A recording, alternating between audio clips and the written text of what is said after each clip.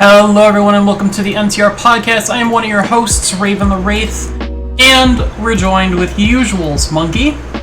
Hello everyone, my name is Lord Monkey. I am, as per usual, very wholesome and glad to be back. And Karma. Welcome back everybody. I am Earth Karma, the stuffed one of these podcasts. And today we're joined by the guest, GiraffeWaifu. Hi, hello, I'm Giraffe, or as a lot of people know me as Seda, and you can find me over at twitch.tv/GiraffeWaifu. I'm just a cozy person who everyone makes fun of. But hi. Yes, 14 foot tall enough. No, that's a lie. Yeah, she's 14 foot tall. I've seen her in VR chat. Yes. That's awesome. Is she like a ghost guest today? Has it been that long since she's been on the show that we don't have an active PNG of her? Oh, I completely forgot. I don't need a face, it's fine. I'm just a voice in the void. No, I'm working on it. Hold on. If you pull out of that show, Giraffe, it's gonna be really funny. No, I should have GiraffeWaifu on here. There we go. Oh, I have a PNG of Giraffe. This is your old PNG though, I think, right? It shouldn't. Oh, gross. Yeah, it's old. Hang on, I will set up the Discord reactive in a moment. I completely forgot about Discord reactive. It's been that long since you've been on the show. Okay, got it. Yeah. Yeah. It's been a while. But today we're going to be talking about speedrunning and more specifically the event called Games Done Quick, or GDQ. If you guys have never heard of GDQ, like I said, they're Games Done Quick. They do two major events, though they are a group that live streams 24/7. Or not 24/7, but you know what I mean. They stream like every day, basically, except weekends, I think. Yes, I believe so. There we go. They do speedruns, and they do two major events, like I said. Awesome Games Done Quick, or AGDQ, and Summer Games Done Quick, SGDQ. Respectively, one of them is in the winter, one of them is in the summer.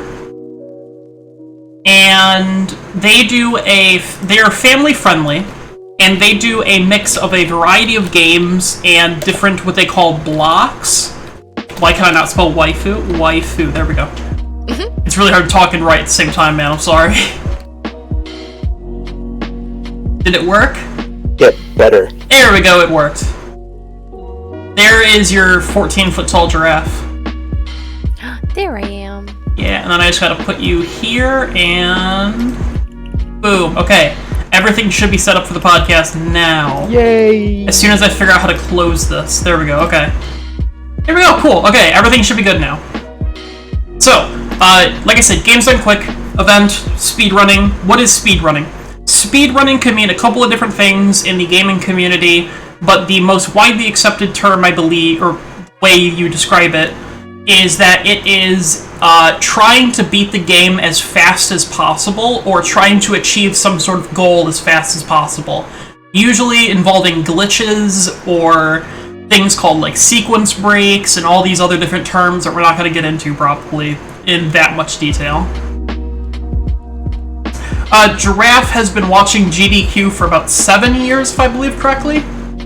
I found out about GDQ back in 2014 from kind of just scrolling through YouTube, and I found cringe compilations, actually, was how I found them. GDQ used to be very cringe, and they've arguably still are.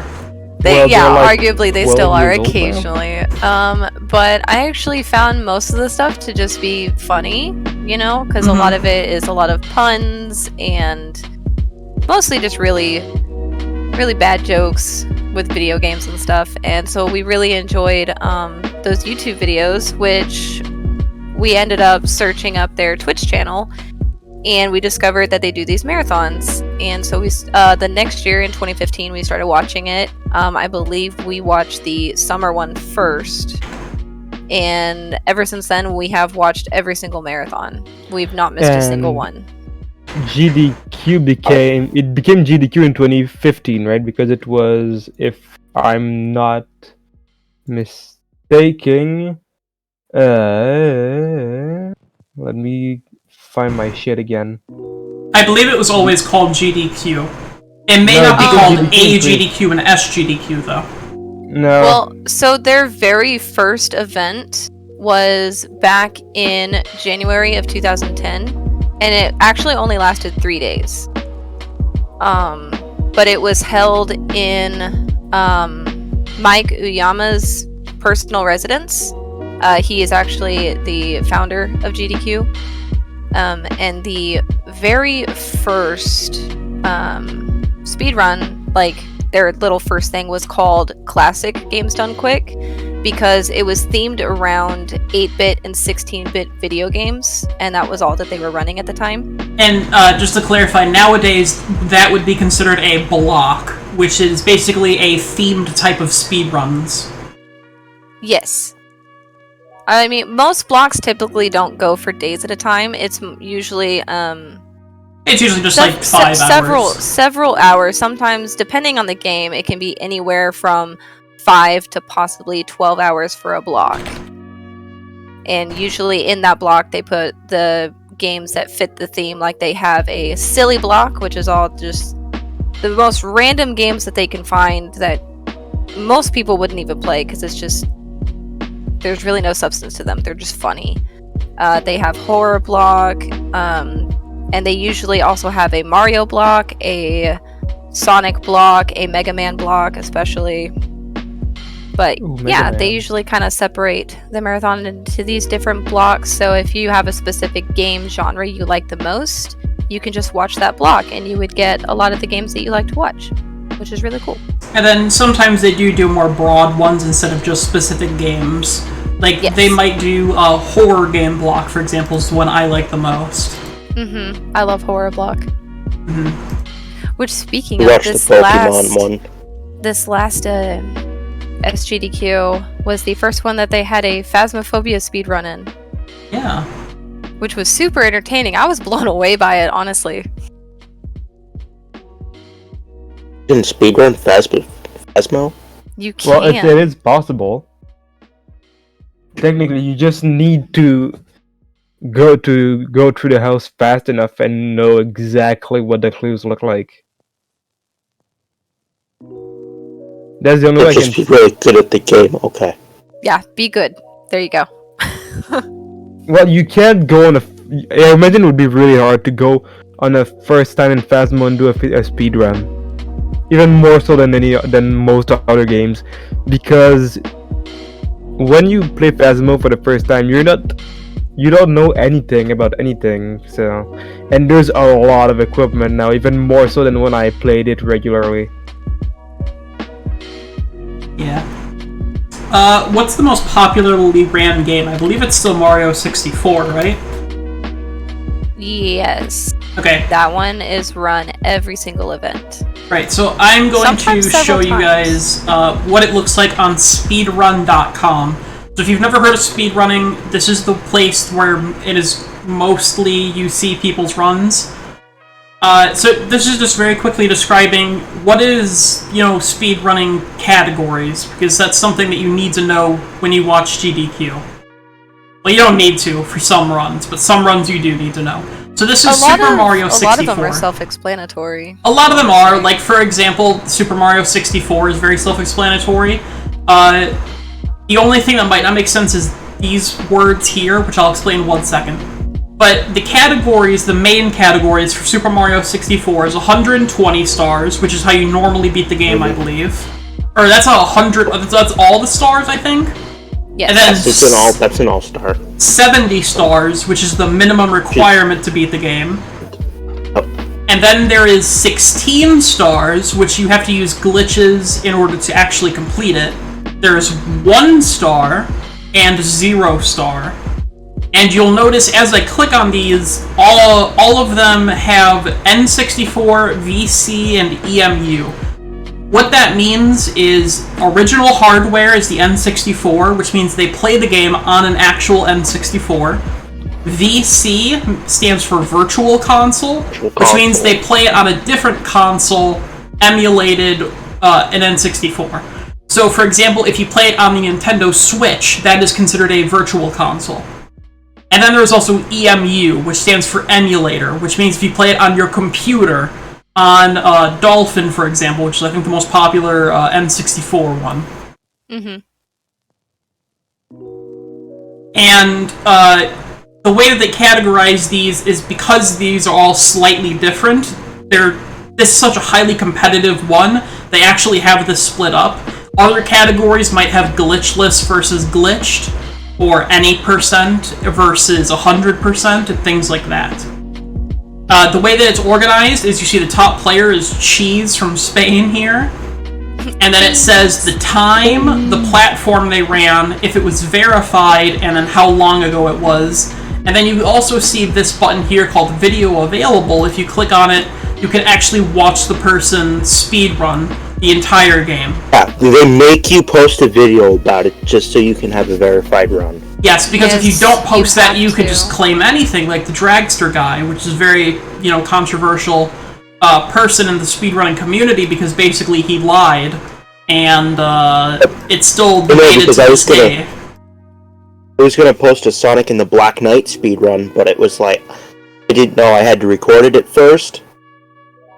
I was gonna post it, I would have gotten like 9th or 8th place, and it's not a very popular game.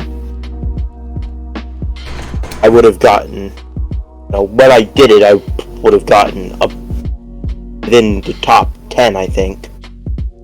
If I remember correctly, because my time was like 1 hour and 13 minutes or something like that. Mm-hmm. I would have been in the... Yeah, that's great. I would have been in like the top 10, but I didn't... I had to record it first. My run was basically invalid. Mm-hmm. And really quick, I actually want to show the Minecraft Java edition really fast, just to further explain, like I was saying. Each game is going to have different categories, for the most part. Besides any percent, which means just beating the game as fast as possible. And then most of them will have any percent glitchless, which means you beat the game as fast as possible as the developers intended, or at least no major glitches, which is another category, but there's some naming problems with it. It's actually something that was popular in 2020 or 2019 during the Mirror's Edge speedrun. That's a very interesting one to look up if you guys want to... Oh, it is. Yeah. It's really I've seen cool. it. It's very funny. Basically, the entire time the guy is going... They're running what is called glitchless, but every time the guy does a minor glitch, the guy on the couch basically goes, "Oh, so you made a glitch there. So it's not glitchless." And he's like, "Well, it's called glitchless," and it's basically a joke. And he does it the entire run, basically just shitting all over the naming convention of the game. Yeah. But as you guys see, there is any percent glitchless, any percent, all achievements, all advancements, and then MISC, which has a bunch of other different ones. And then under, we'll just look at any percent, there is set seed and random seed. Basically, as soon as you start a Minecraft world, you can put in a seed that generates the world for you a specific way. That's why you'll notice set seed, in-game time is under 2 minutes, and random seed is under 8 minutes. And then there's also differences between the game version. You'll notice very big discrepancies in the game version as well with the in-game and real-time. And that's all I really wanted to say about that. So, when you watch a GDQ run, you will usually notice that there are more than one person talking. There is more than one person talking. There's 4 parts of the people. There's the audience, which usually will scream and yell and clap as needed, as you might imagine. They're an audience. There is the speedrunner. They're not really supposed to talk, but sometimes they do. And there is also the speedrunner themselves, actually playing the game or showcasing the game. We'll get there. That's the main person that should be talking, though. Because GDQ is about not just showing how fast you can beat the game, but how it's actually done. Like, you're not trying to get world record. You're not trying to be the fastest. You're trying to show everyone, this is what a speedrun looks like of this game. That's what GDQ is actually about. Either way, there's two more groups. There's the couch, the people that basically sit behind the speedrunner and either help them explain things, help them do gags, or, just talk and ask questions. Usually, some runs, they're not very involved and they're just sitting there the whole time. Sometimes it's jokes, like people put inanimate objects and then call them people, things like that. And then there is also the fourth category, the announcer. The announcer reads donations and any kind of announcement that needs to be made during the run. Usually during GDQ, there's a lot of phrases that are said, including the most famous one, that's never happened before. And I heard that. Also, you will hear almost all the time, this would be a good time for donations, and then they will start reading donations. Because anytime where you explain something and it's just like walking in a game, for example, that's when they turn to the announcer and go, okay, give us some donations. Because, people are donating money, they want to get their name read and stuff. Anything I missed? The donations during basically downtime. Yeah, basically anytime it's down. And to clarify, all of these people change mostly every run, except for the announcer will usually stay on for a couple runs at a time. Or for a block. The announcers usually stay for either an entire block, or they have, shifts. So, one announcer will be there for about 3 hours, and then they'll switch off with someone else. I actually wonder if I can pull up the GDQ schedule for the last time. It might be taken down already, but I'll try to show it if I can. Yeah, I can show this. Okay. Yeah, I don't think they take it down until they get the next one up. Yeah, this is for Flame Fatales 2022. I don't know what this is, but you can see. I know what it is. Yeah, you can explain in a moment, but I just wanted to show people what this looks like. So, they have the time, the length of the run, so it starts at 11:30 a.m., it should run for 30 minutes, as long as they don't go over. And we'll actually look at the second one, not the first one, because the first one's actually a pre-show. So the first game they're going to be running is called Unpacking. It'll be any percent, non-touchscreen, normal star, all levels on the PC. The person running it is called Cutie-Roo, sorry. And the person that is hosting, the announcer, is Lana Ruse. And, I don't know what setup length means. Setup length is just how long they expect it to take to switch between the runs. So, Gotcha. So, the 17 minutes is how long they expect, Cutie-Roo to be able to set up the game after the pre-show ends. Gotcha. And then that was happening at 12:39 on August 21st. I'm pretty sure we're past that date. Yes, yeah, Fatales already happened. Yeah, so this is all the stuff that happened already. Were there any really popular games here? There was a Shantae game, that's kind of popular. They've got Ocarina of Time right there. Wait, did I really miss that? You did, right there. Yeah, there it is. Ocarina of Time. No SRM. I don't remember what SRM stands for. I believe that's a sequence breaking thing. Like a... Yes, I believe... Gosh, I don't remember. So, honestly, Ocarina of Time, I think it's that one, is one of the most broken speedrun games out there. Because they found a way to completely rewrite the code in the game to just loop you to the end. I found the meaning of SRM. Sorry for interrupting. No, go ahead. Oh. It means stellar reference manipulation. Stellar reference manipulation is a glitch which overrides certain parts of the game's actor data and code the arbitrary value by uploading actor and unloading something else in their place.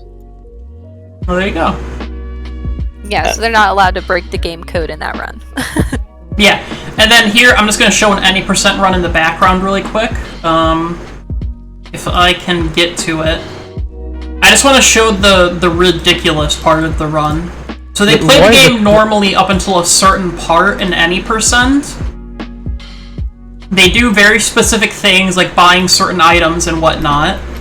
They talk to certain people, and then they do some weird movement. And then, where is it? It's right here. Normal. As you see, this is not normal. You can see through the map, because the camera is in a spot where it shouldn't be right now. And then it goes to them, and you see they're holding an invisible item. And then they roll, and then all of a sudden they just warp to the end of the game. That was the game. So it's broken speedrunning-wise because of the glitchiness of the game. Yeah, so basically, by doing a certain set of movements while holding specific objects, you can complete the game by just rolling at a specific time, basically. They basically found a way to use glitches to code the game itself in real time. Skyrim isn't better, so Skyrim and speedrunners are basically the same. Skyrim speedruns are a little different. Have you actually seen the Skyrim speedrun? I have watched them, and they're glitchy because the game is naturally so. Yeah. The game is very fun to watch if you know the game. It's also very fun to watch games you don't know sometimes. But usually you want to run games that you know, or see games that you know. That's why I gave the example of Mario 64 and Minecraft, because those are very popular and I know both of them. Yeah, it's always a lot of fun to watch games that like you grew up playing. You're watching it for the nostalgia, and you can just watch these speedrunners just completely break the game that you struggled for hours with, so, you know. If you watch Skyrim speedruns, I mean, in my case, I would watch a Pokemon speedrun to, you know, because I'm an expert in that category. If you watch Skyrim speedrun, there's a specific glitch to fling your character from Helgen all the way to Fall Creek. That's a fucking long walk, even on a horse. Yeah. Like I said earlier, I was watching the Fallout speedruns.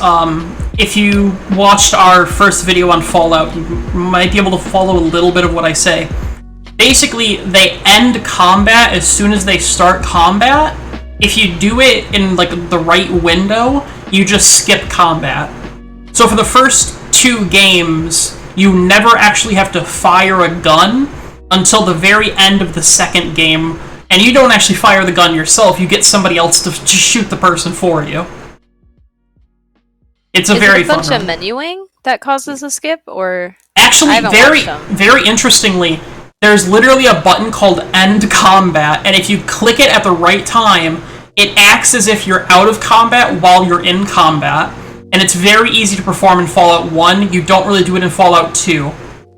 Huh. And then the main speedrun tech for Fallout New Vegas is basically you break your legs with a grenade rifle while you reload a magnum at the same time, and you just fly across the map. Yeah. It's some good shit. It's very fun to watch. There's a bunch of glitches in different games that can make it help go faster. And every game is different. My personal experience of playing Skyrim, I found a dialogue skip. Yeah, it's very easy to skip dialogue in those games. Well, yeah, because people are impatient. Skyrim, when there's dialogue, if you press the pause button and if you press the pause button twice, it'll completely skip the dialogue. Alternatively, if you quick save and quick load really quickly, if you're on PC, it will instantly skip the dialogue and it won't even take you time to menu. If you played Skyrim... I'm on PlayStation. I know, I'm saying though. Ow. Karma, you just got very loud for me for some reason and then it went away. Anyway, if you played Skyrim on the Xbox 360, there was a specific glitch for you know the clocked pastime. The what? If you if you were to put 24-hour, or like an X amount of time, and then start it, it would bug for a little bit, and try to load. When you're doing it, you press the glowing Xbox button. That opens the menu. When the menu is open, the time zooms to and in about 1 second, the whole waiting time is done. Mm-hmm. I don't know if you got what I'm saying. I did. Kind of. So there is something I want to point out. When I was watching the Fallout Anthology, earlier how I mentioned that GDQ is a family-friendly speedrunning event. Unless they're doing what they call After Dark, that's the only time it's not family-friendly. So this speedrunner's name is Tomato Anus, but they made him change it during the event to Tomato Angus. I just find that very funny. Yeah, you're also not allowed to curse if you are a runner on the couch and announcer. Mm-hmm. There is no cursing allowed. They would not like me. Yeah. I tend to curse. So this was GDQ 2020, and this is basically the layout you guys see. That's their old layout. I actually really liked this layout. It looks very clean. I admit, when they changed it, I was kind of sad, but the newer one has really grown on me too. Yeah. If you guys are a fan of Fallout, this is an amazing speedrun. Honestly, it says 2 hours. If you don't want to watch Fallout 4, though, it's only an hour. Because Fallout 4 takes an hour in of itself. So if you want to watch Fallout 1, 2, and 3 and New Vegas be ran, it's only an hour long, and Tomato Angus is a fantastic commentary guy. And he does an amazing job during this run and his videos. So you see they start off by picking very specific things. Yeah, they pick very specific traits and things so that they can beat the game as fast as possible with as minimal things that they need. They skip the cutscene, and then here they immediately end combat as soon as they get in combat, and it just ends combat, and they're allowed to walk freely. That character's face looks like a frost. To speedrun, they also do this shit. I just wanted to show, like, this is the prime example right here.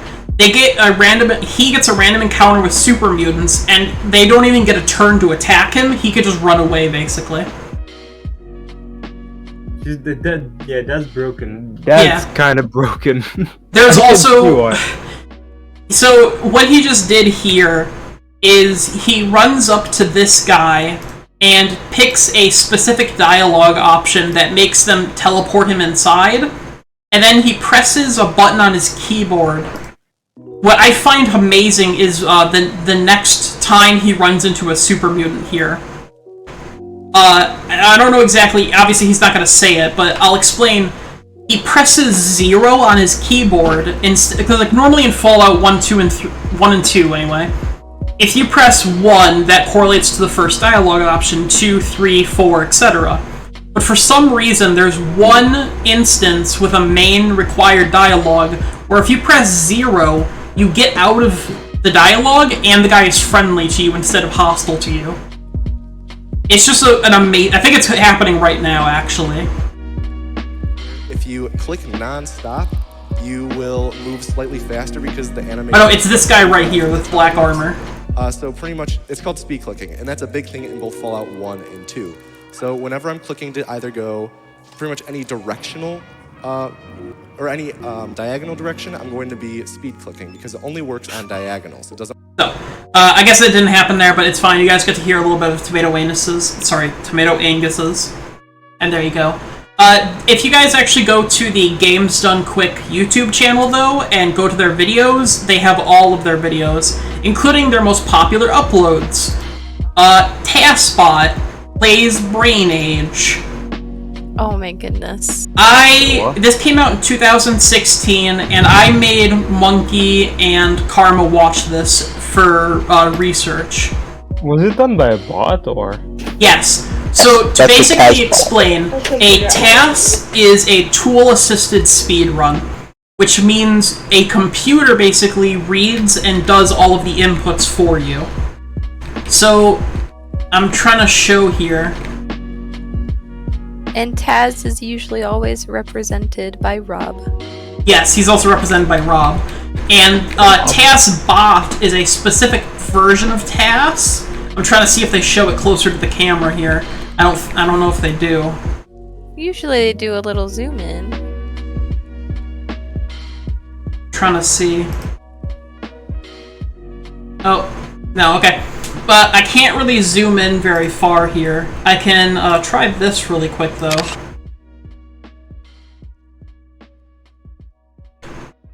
So this is super blurry, but you guys should be able to see it on stream good enough.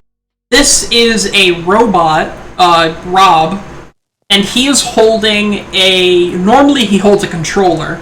In this case, he's holding, I believe, a circuit board. And next to him is a DS. And they are actually having this robot press buttons so fast and precisely that it is being read as if it was actually inputted into a DS. And if you guys have never seen this run, I highly suggest you go and watch it, because it is their most popular run for a reason. So you see it starts off by playing the game normally. I don't know how the fuck it does this, but for example, if you've never played Brain Age, you have to input exactly the symbols that equal the equation. And you see here, it writes the word 11, which is not the numbers, and then the game accepts it as the word 11.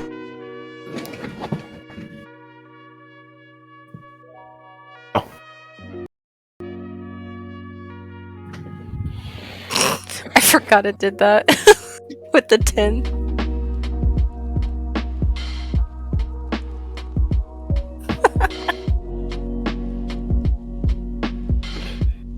We could probably get Lit in here at some point to try and explain it to us.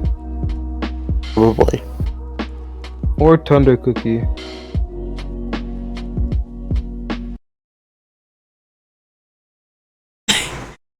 It's a lot. We don't need to really explain it too hard. I'll get off of this now. But that was a very interesting speedrun to watch, though. Yeah, what exactly is the end of this game? Oh no, well now I have to show it. So I'm gonna skip toward the end here. So you saw it was kind of still writing words and symbols.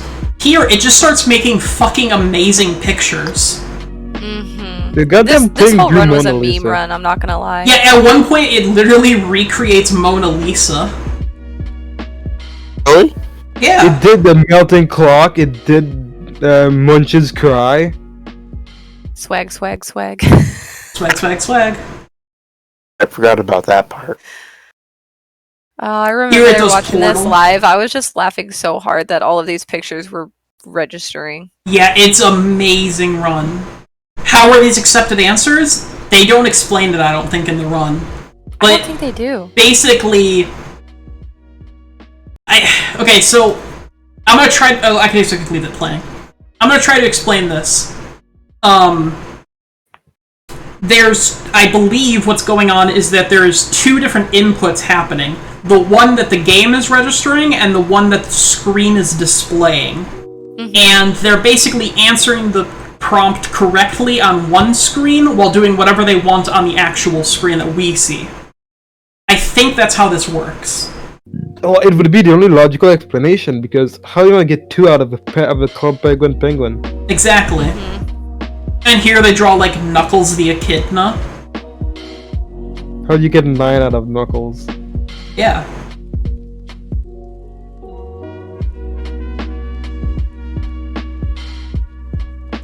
Nine. I couldn't even read that. Here. So this is fucking crazy. Unknowns. Twitch chat. They load Twitch chat. in live time. I don't know how the fuck they do this. This is beyond even. I can't even understand a guess at how they do this. But they literally load Twitch chat in real time as people were typing in the chat. It takes like a screenshot of it and then draws it.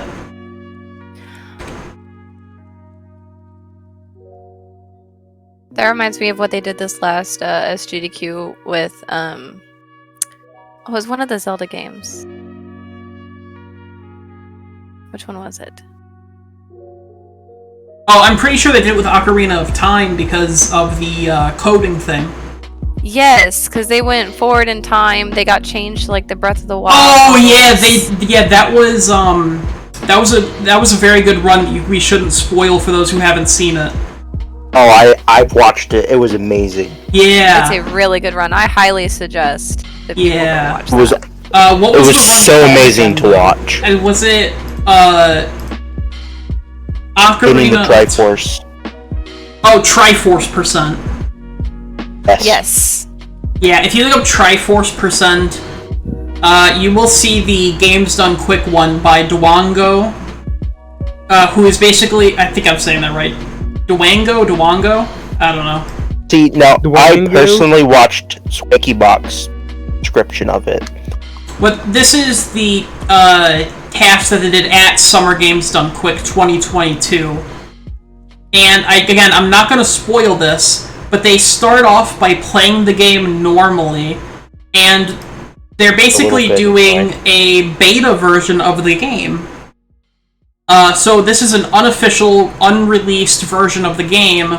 Spoilers, it's an amazing run, and it's not actually the beta version of the game. That's all I'll say, though. It was so enjoyable to watch. Yeah.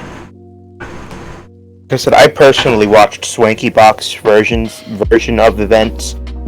It was the same thing, he was just commentating over it. Instead of having it be an hour and 12 minutes, he shortened it into a 22-minute video. Yeah, but they did this live. That's the difference. Yeah. I didn't watch the live one. Yeah. They did Portal 2 TAS, apparently. Again, TAS is my favorite out of all of them. I love that TAS. Portal run. TAS is amazing, and this Brain Age run is amazing as well. If you want to get a headache watching a Taz run, watch the Portal 2 one. I don't think I've seen the Portal 2 one, but I mean, maybe I have a long time ago, I don't know. They kind of didn't do TASBot during the pandemic, unfortunately, but when I did see TASBot, it was fucking amazing. Yeah, I think this SGDQ was the first year he's been back. Yeah. He's been back. Whatever. Here they do the One Piece logo. Because for, let's see, for 2 years, yeah, 2 years, it was a virtual event. Yeah, sadly. And, because of COVID. Have you guys seen, SGDQ, or I'll look up GDQ, Please Stop Talking? Have you guys seen that? No, I haven't. The what? Jeff seems entertained by this. So this was SGDQ 2014. Basically, if they say it in the description, what happens here? The green sweatshirt guy Chibi invited himself onto the couch, which is a big no-no I did now. hear about this. $50 from Anonymous. Here's $50 Like, for the super most awkward cringe moment and I've kept ever seen talking on and stream. doing Had me stupid laughing shit. uncomfortably. Bliss. Then Why the not? guy, Don't invite and the yourself. guy, Well, I'm playing it, and then You mean the Welcome back, guys. the We're just brown-haired getting guy ready for the with next game. the The green vest hoodie guy. t-shirt? Looks fun. Yeah, hoodie Oh, it guy. is. Basically, he was being extremely fucking annoying. And let me see if someone time-stamped it in the video. I don't think anyone did. Oh, wait, here we go. when he stood up and started doing jumping jacks. Yeah, so everyone please be quiet so everyone can experience this glory. I would really prefer if you would be quiet.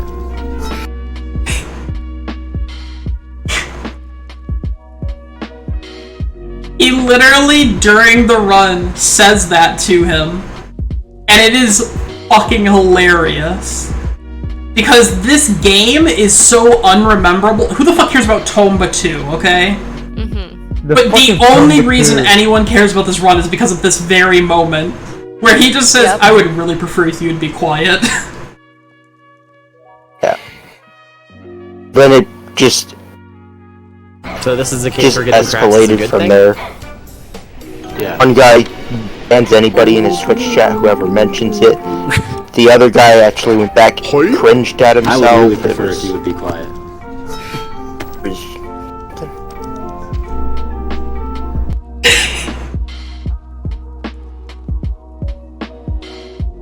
It's very cringe.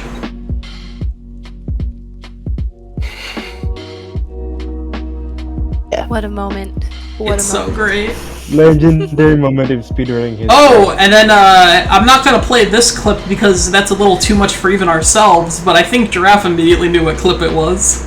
Can you DM it to me? Which one? I'm curious. Oh, you know which one. Wait, is it the one who's cosplaying as he's running? No, it's the train one. Oh, okay. Raven, I will DM it to you, and I will also put it in the Twitch chat right now for those of you who want to watch it later. I'm not going to say the name of it. Definitely going to. But the guy basically tells the crowd to do something. What? Because he was annoyed at the crowd. And as there's a fucking limit. Take a guess what happened to this guy. He was banned from GDQ. It's not surprising. Oh my god, these are the moments that I remember from GDQ the most, was the moments that are so like, oh no. So this was during a run, basically, just to describe what happens, is the guy is annoyed that the crowd will not stop making noises and saying, like, hype, and things like that, which is a very common GDQ thing to do, but they were doing it a lot during this run, and so the guy was rightfully annoyed. Not rightfully, he stands up and says something that we will not say on Twitch, and then is immediately banned from the event. Oh. Can only imagine. And I don't think he was a runner as well. He was, this they say in the description, the crowd kept yelling wah, and the guy took the commentator's mic. Yeah, he wasn't even part of the couch. He wasn't even part of the couch, he was just a fucking random. A crowd member.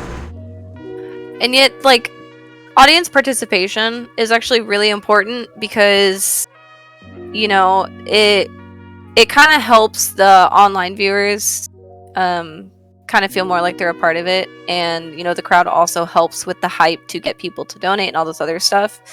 But there's a way to be respectful, asking the crowd to be quiet. Like, there's plenty of runners who have you know, they've been like, hey, this is a really important part, I really need to focus. I would ask if everyone would just quiet down for a moment, you know? Like, that's a good way to do it. Telling everyone, I would really prefer if you'd be quiet to the extreme is not a good one. Yeah.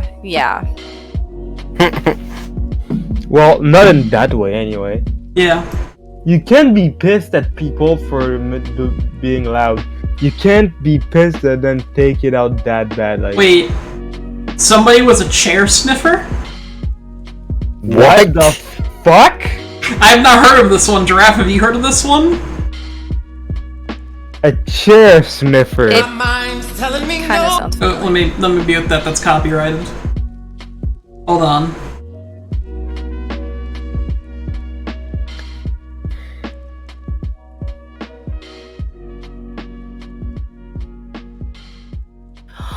Oh. Surely he didn't actually sniff the chair, right? Surely he didn't actually. Did. He did. I can tell he did. Oh no. Really did. Oh no. Oh man. He just did it in just the right way. If you weren't... Well, okay, I'm not gonna finish that sentence. Yeah, please don't. But Oh, I want to know what this video... If you guys are okay watching a 23-second video, I really want to know what this is now. Because I've not seen this one. Go ahead. Oh, it's okay. I got a $23 donation from Connor Scott.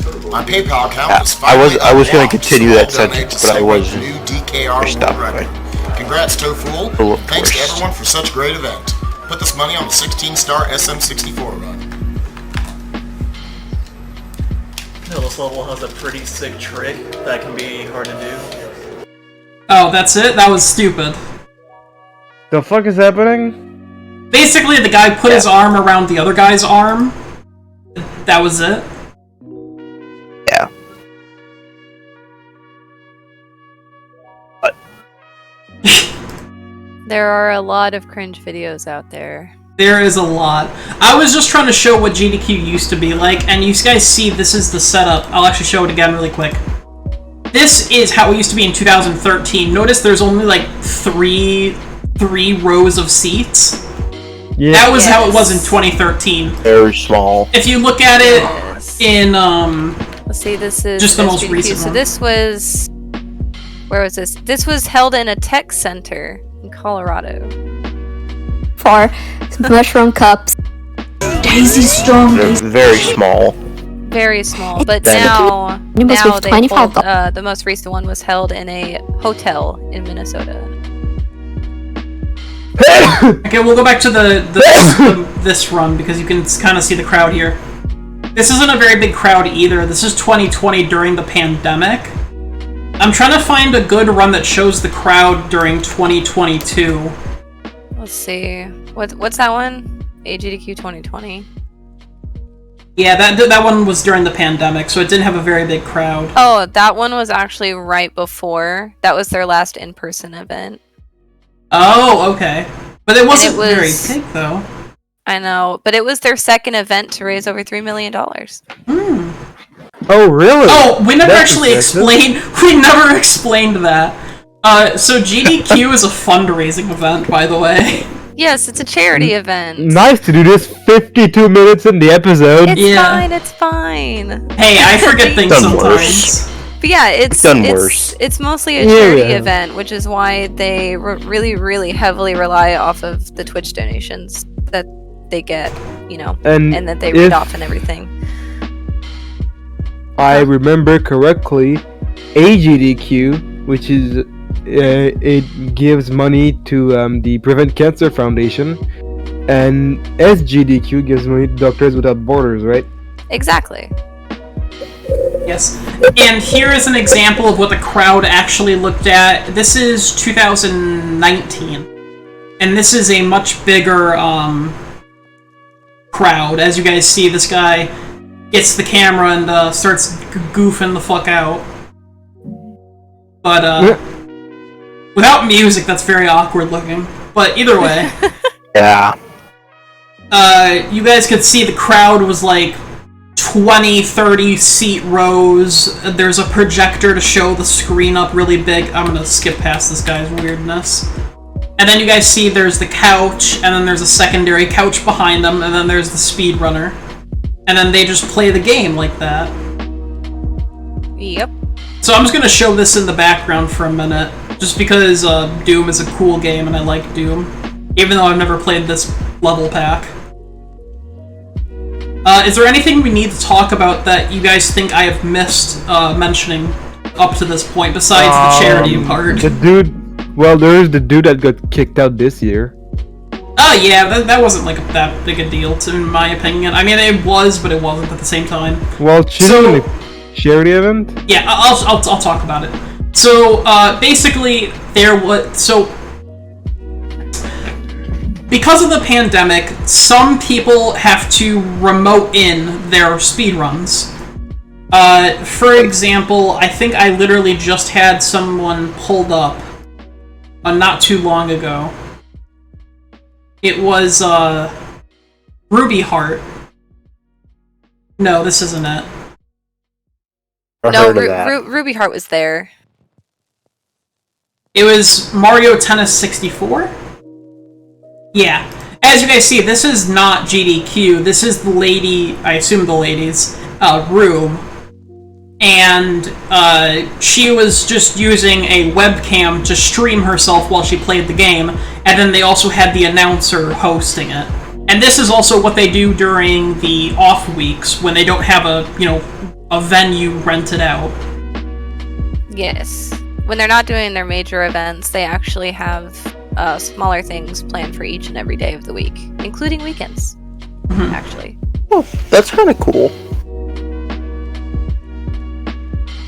And they also do, so what happened with this guy is that he was remoting in a run, and basically, because no one was there with him, no one could verify that he actually was playing the game, and it turns out he actually was playing a video that he had pre-recorded of the DLC, which was an incentive that people had donated for. Essentially, the incentives, as you guys would imagine, it's like donate $3,000 and we'll... If you want to see this. Yeah, if you want to see, like, this run. And it'll be, like, usually, like, a shorter run, or it'll be an extra category for a game they've already played. Usually things like that.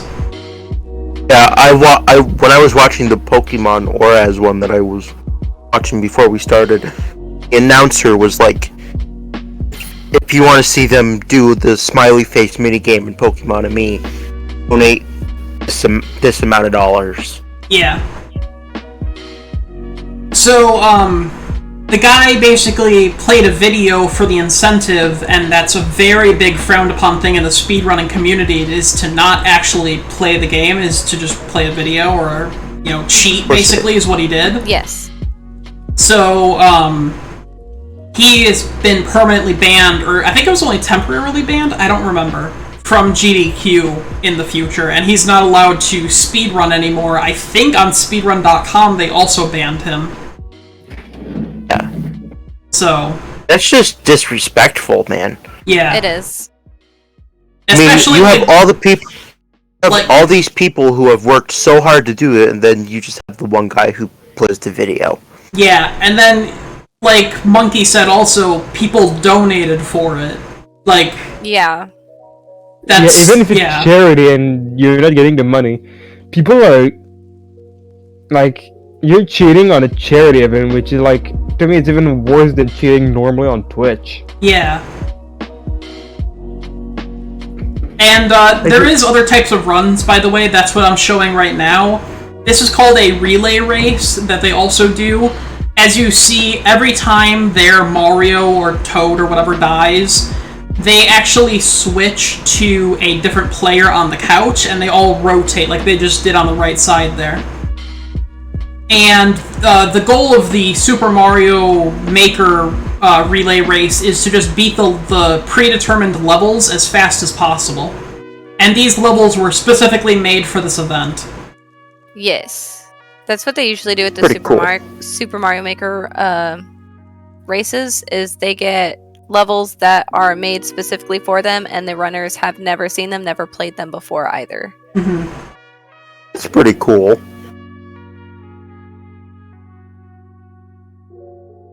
They also do regular races.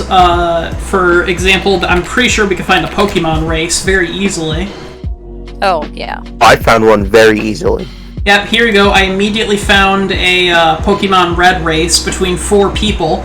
They were all running any percent glitchless. This was 2016, though. Hey, Kizaron. Yeah, Kizaron was there. They're, Cat or keys? Glitchless for any percent is interesting. Mm-hmm. That's because glitched in these games is kind of ridiculous. Because you can just beat the game in, like, seconds. Not any Pokemon. Not any Pokemon, but these Pokemon specifically. Yeah. Well, I've seen a run where someone's beat it without having any Pokemon in their party. Oh yeah, no, you could do that.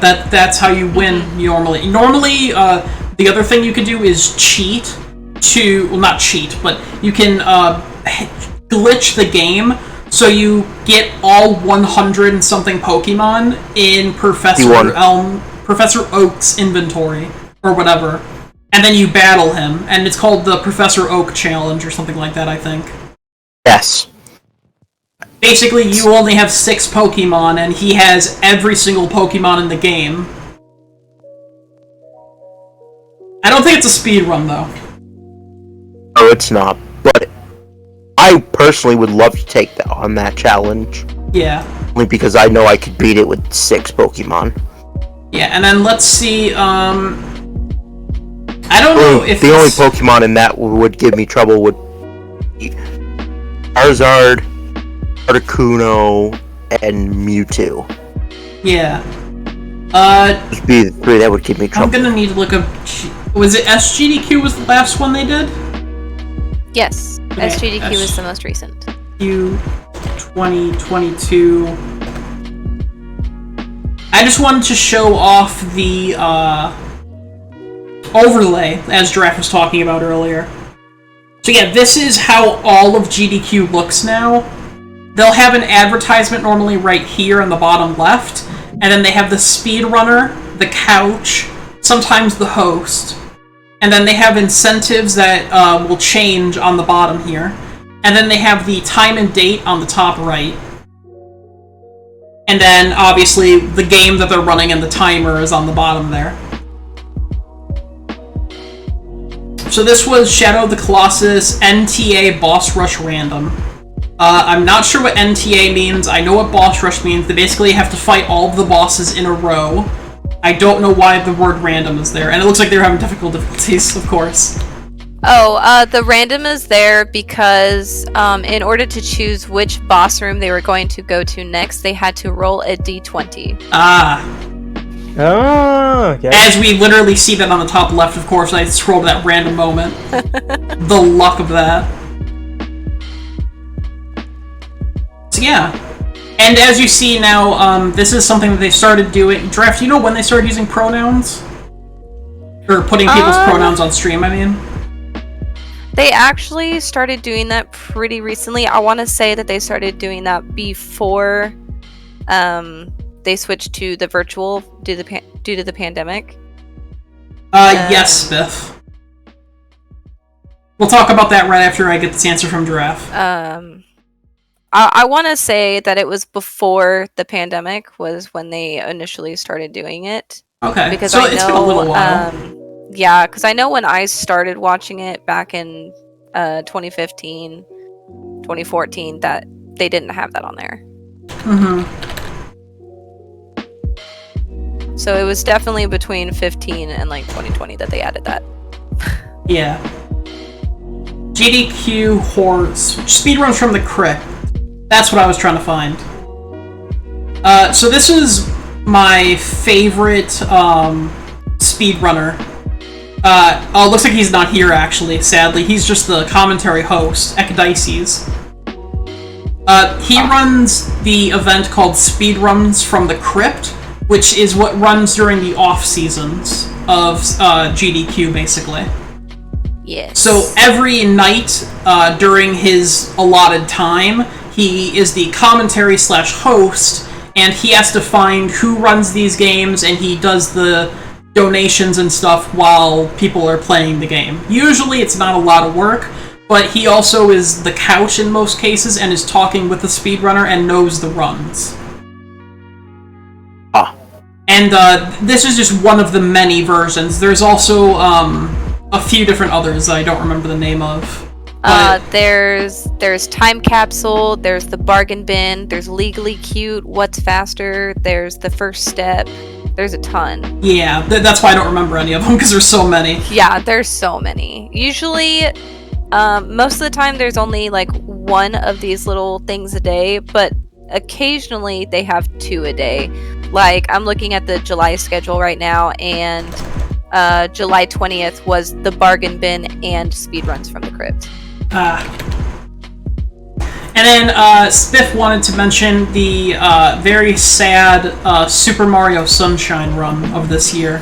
Oh, I remember watching that. Yeah, I watched it with you guys. Well, not with you guys, but I watched it live with everyone. Yeah, I was streaming it in the Discord. Yeah. I wanted to watch you were? with y'all, but I wanted to watch it this most with recent y'all, GDQ, I actually streamed most of the I games. wanted to watch it with y'all, but I was so fucking busy during that week. Yeah. I didn't even know what was going on. That's because you don't check Discord enough, my guy. Yeah, I saw them know. every night in the Discord. I was like, fuck, I don't have time to join. It bugged me for the whole fucking week. But this speedrunner, SB Runs, very unfortunately, I don't know what time it was. Maybe there's somebody in the comments who will have a timestamp. No. I mean, honestly, I think he was only just over an hour into He was 47 minutes into the run, just about. 45 minutes. And you guys see here, he's out of extra lives, and he misses this jump. And when that happens, because he didn't have any saves, he has to go back to, not yet, but very soon here, he will have to go back to the very beginning of the game after 45 minutes. Which, in GDQ, no, it doesn't happen. Yeah, in GDQ, that big of a time loss, you can't recover from that. Yeah. Oh, God. So 46 minutes into his run, he had to start over. And they were like, yeah, we don't have an extra 45 minutes for you to run the entire game, because he had a 3-hour estimate as well. So they basically now had, I don't know math, 2 hours and 15 minutes about to kill. So they were like, hey, just run, see how many stars you can get, or shines in this case, you can get. Basically see how far you can play into the game, and then we'll just cut it off when time is up. And that's what they told him. That's unfortunate, but I mean... It's very unfortunate. And it's not like... you could tell it was the nerves that got to him, too. Because he was very nervous during his run. So it was just a very sad moment. But it happens every once in a while at GDQ. You can't really help it. You're in front of a live crowd with, a ton of fucking people watching you. He did come back from it though, and I will give him that, because once he got to the same spot that he messed up beforehand, didn't he get it like first try? I don't remember exactly, but yeah, he did. Yeah. I don't know. Overall, it was still a really impressive run for what he was able to do, for the time he had. So you see, they changed the category down here from 120 shines to just Shine Challenge. So he was just trying to get as many shines as he possibly could in the allotted time, like I said. So yeah, that was a really unfortunate moment. That's why most people bring backup saves when they do GDQ, but he, again, probably either lost his card or something, or just forgot because of the nerves. And yeah, it was very unfortunate. Do you remember what run they hit the mark? The donation mark, Giraffe? Which donation mark do you mean? The most money that they had donated this time. At GDQ 2022. I think they hit 2 million, didn't they? I mean, total amount raised, they raised over 3 million. Over 3 million, that's what it was. Yes.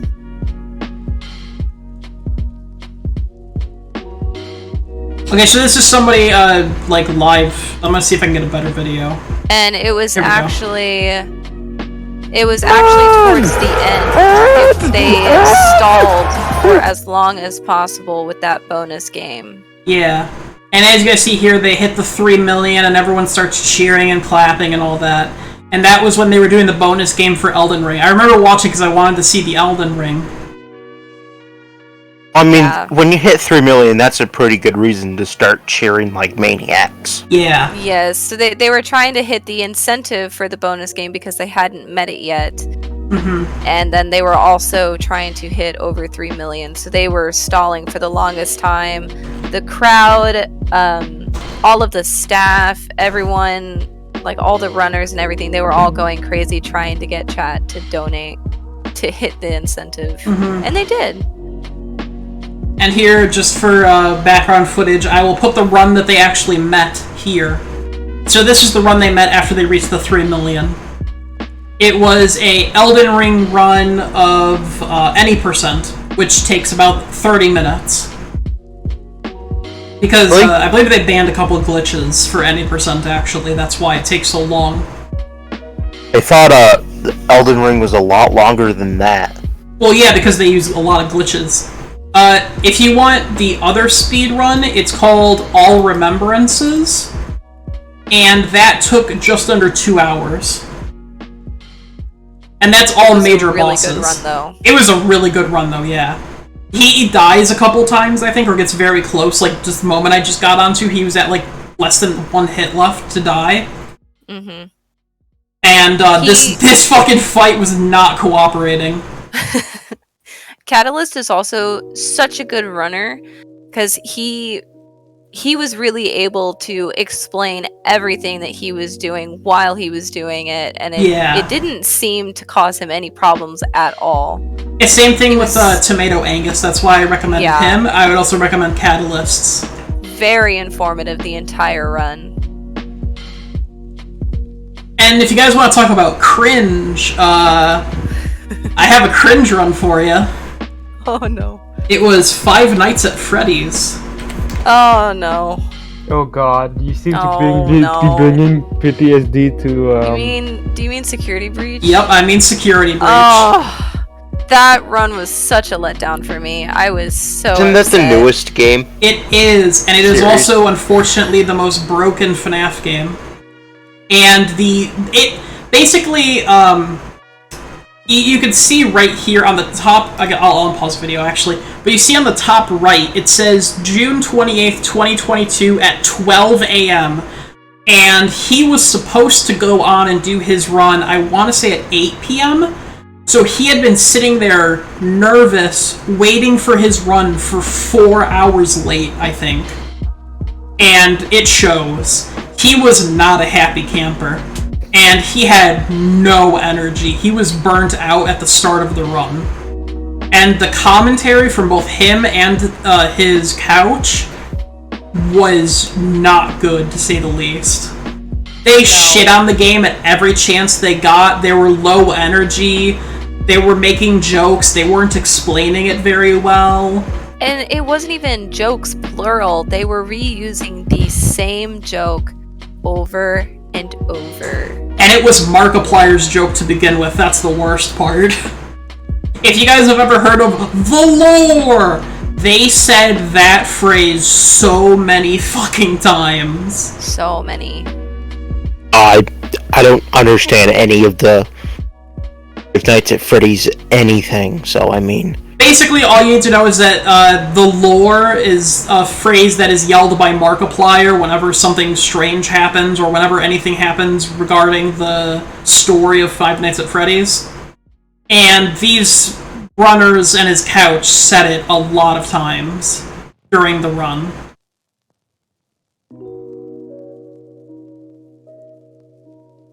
Honestly, I feel like the run would have been better if it was a different category.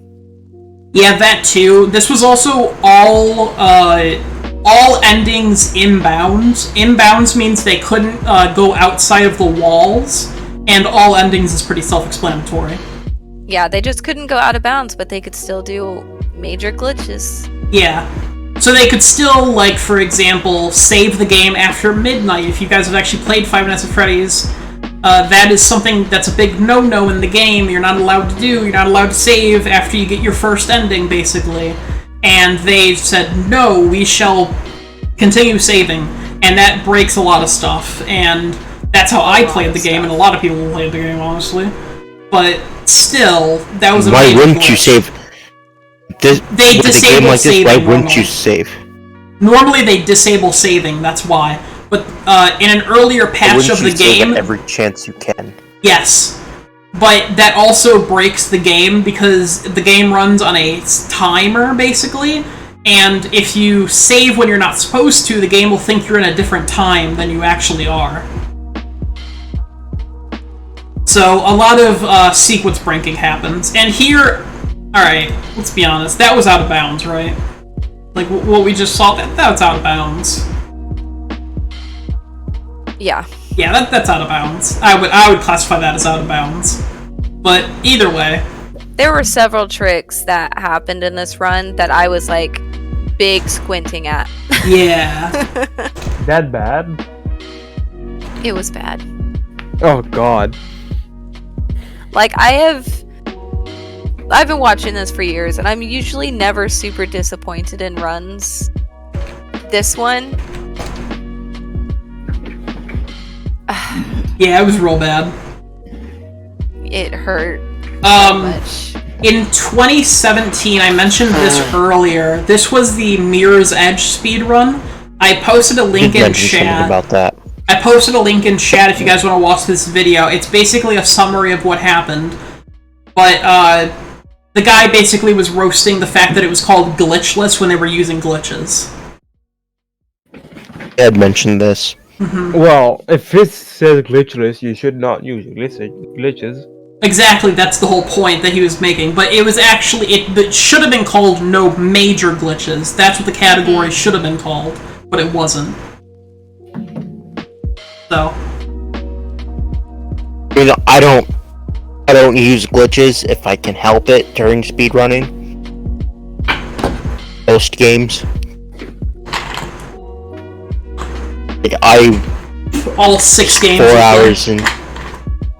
Okay, I played Super Mario Galaxy 2. I was 4 hours into a speedrun. Rolled 5. And the game crashed. Didn't use any glitches. Well, I mean, I don't know any glitches, so I mean, not that would have helped anyway. Yeah. That's not the point.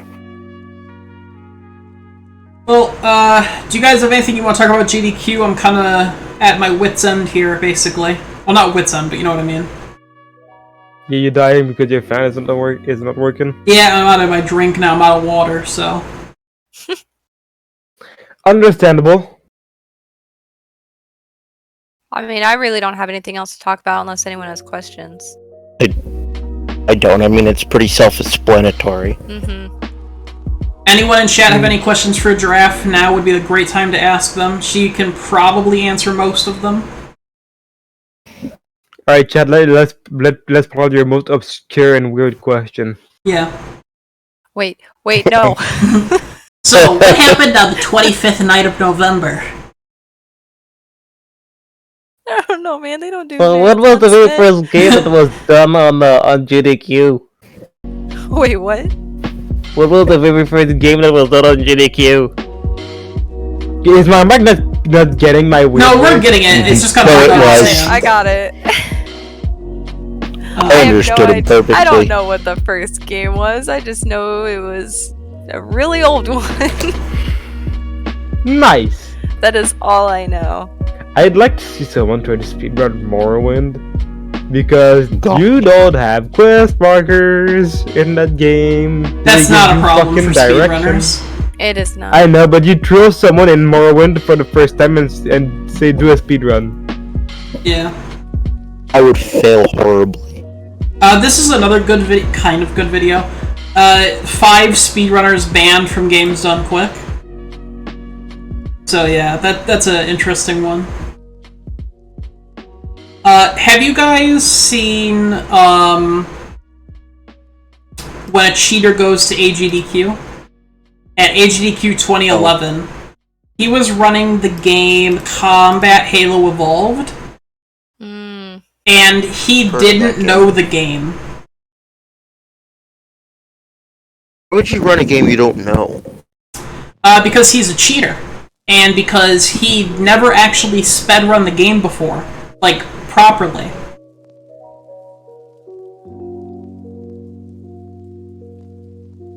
So. And yeah. yet, they made the decision to go on a live... Oh my gosh. Yeah, it was very cringe. And this is also what GDQ 2011 looked like, by the way. There was only 1 couch and like 10 chairs. And it was all in one room. Yep, because they were at a 4-H conference center. Yeah.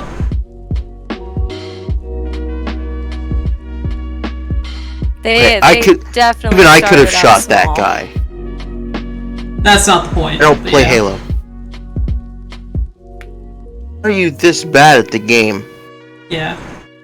Yeah. It was pretty bad. Try to and go on a live speedrunning event in front of bunch of people. Yeah. Which also, speaking of that event that run is from, that was the very first event to be called Awesome Games Done Quick.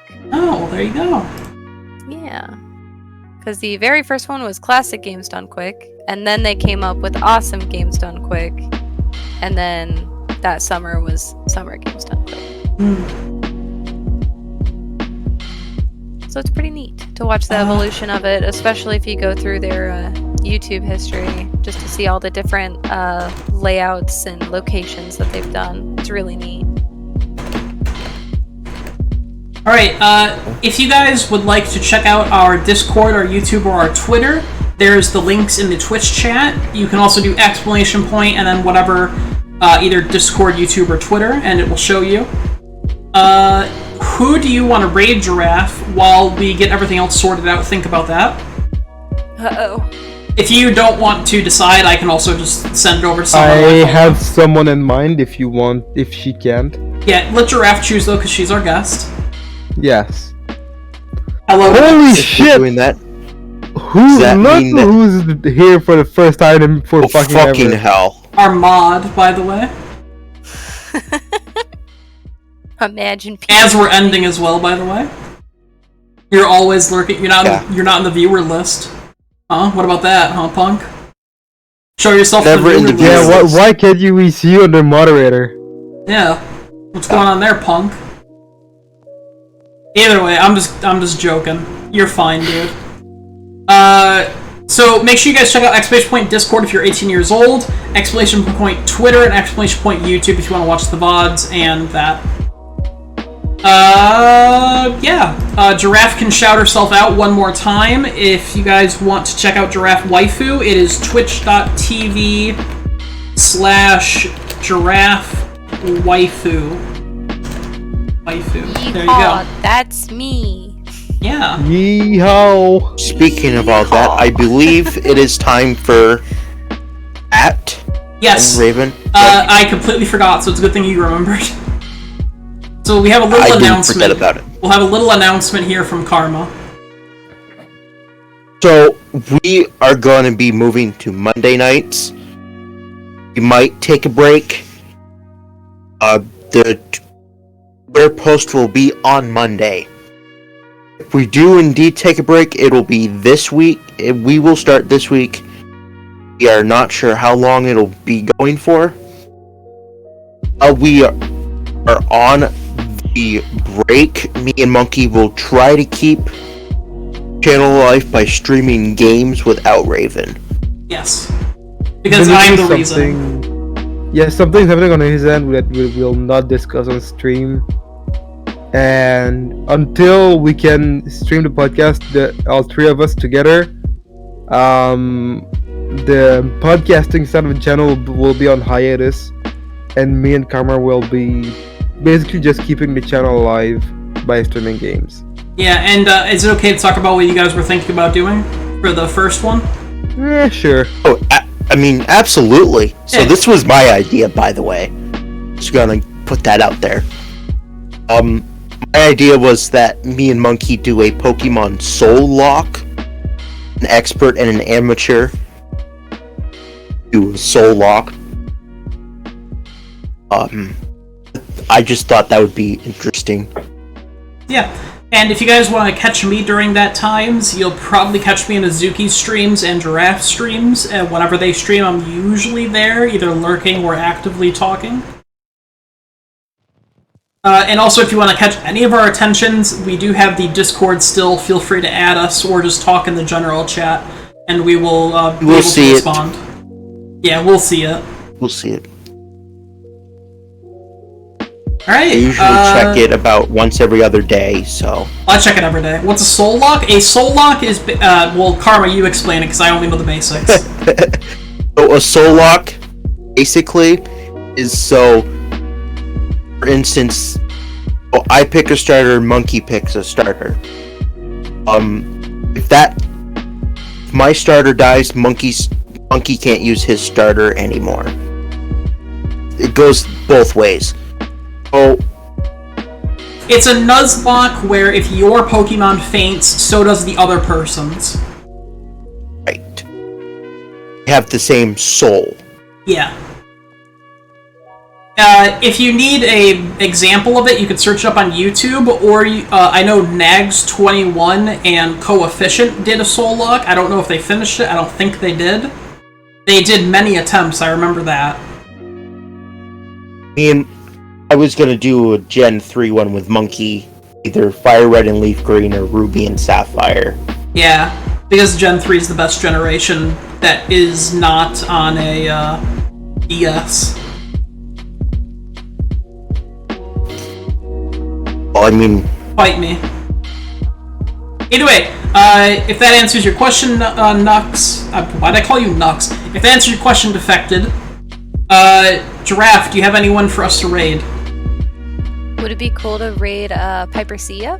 I don't know who that is, so just go ahead and type the name in our Twitch, our Discord, and I will do that raid. I've seen her once, I think, when she did the huge crab game collab last year. Piper Sia? Oh yeah, Piper Sia, thank you, Nux. Yeah.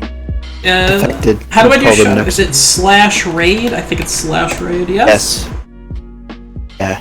Okay, that channel has follower or subscriber only chat, so feel free, if you are following, to use the raid message. If not, there you go. But, yeah, we have an emote for raid if you're subscribed. If you do not have it, just do NTR raid, preferably with nag hands up or something. Alright, whatever you have. We'll see you all possibly next Monday. Well, they'll see you possibly next Monday. We'll see. It's still up in the air. I'll know by Monday. So check our Twitter on Monday to know what's going on. Yes. Bye-bye. Like I mentioned earlier, you will know on Monday. Yes. Bye-bye. Bye-bye. Bye. Give us your money.